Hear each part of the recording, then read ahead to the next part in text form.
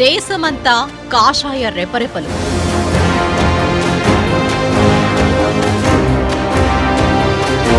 దశాబ్ద కాలంగా కమలం వెలుగులు.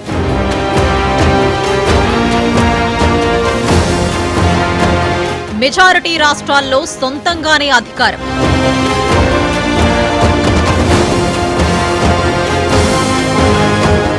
మరికొన్ని చోట్ల మిత్రులతో కలిసి పాలన.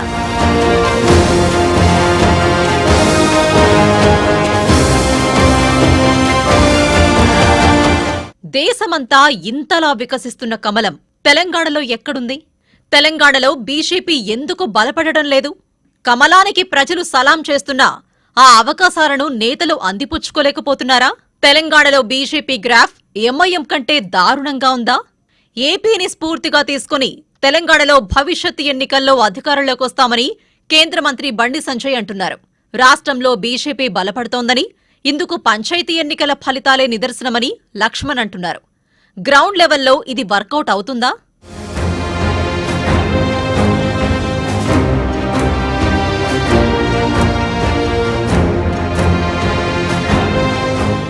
ఇటీవల జరిగిన పంచాయతీ ఎన్నికల్లో బీజేపీ చెప్పుకోదగిన స్థానాలే సంపాదించింది. అయితే బీజేపీకి 8 మంది ఎంపీలున్నా పంచాయతీ స్థానాల్లో ఆశించిన స్థాయిలో ఫలితాలు రాబట్టలేదనే చర్చ జరుగుతోంది. అయితే నిర్మల్ జిల్లాలో కాంగ్రెస్ కు మించి స్థానాలు సాధించింది కమలం పార్టీ.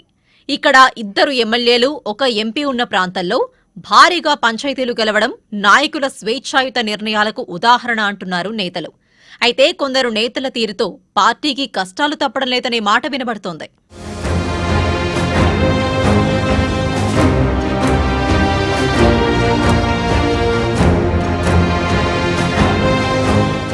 లోక్సభ ఎన్నికల్లో 8 స్థానాల్లో బీజేపీని గెలిపించారు తెలంగాణ ప్రజలు.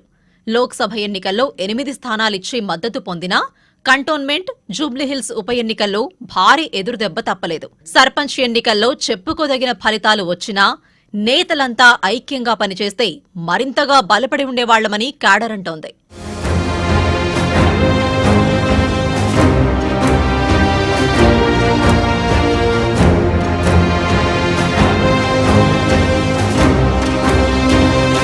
ఇటీవల పార్లమెంటు సమావేశాల సందర్భంగా తెలంగాణ ఎంపీలకు ప్రధాని మోదీ క్లాస్ తీసుకున్నారు. తెలంగాణలో పార్టీ పరిస్థితిపై ఆందోళన వ్యక్తం చేశారు. ఎంఐఎం కంటే దారుణంగా ఉందన్నారు. విభేదాలు విడిచిపెట్టి నేతలు సమిష్టిగా పనిచేయాలని సూచించారు. సోషల్ మీడియాలో చురుగ్గా ఉండాలన్నారు. అయితే ప్రధాని మోదీతో సమావేశం తర్వాత నేతల తీరులో మార్పు కనిపిస్తోంది. నేతలంతా ఐక్యతారాగం వినిపిస్తున్నారు. అయితే ఇది భవిష్యత్తులో పార్టీకి బలం చేకూరుస్తుందా అనేది చూడాలి.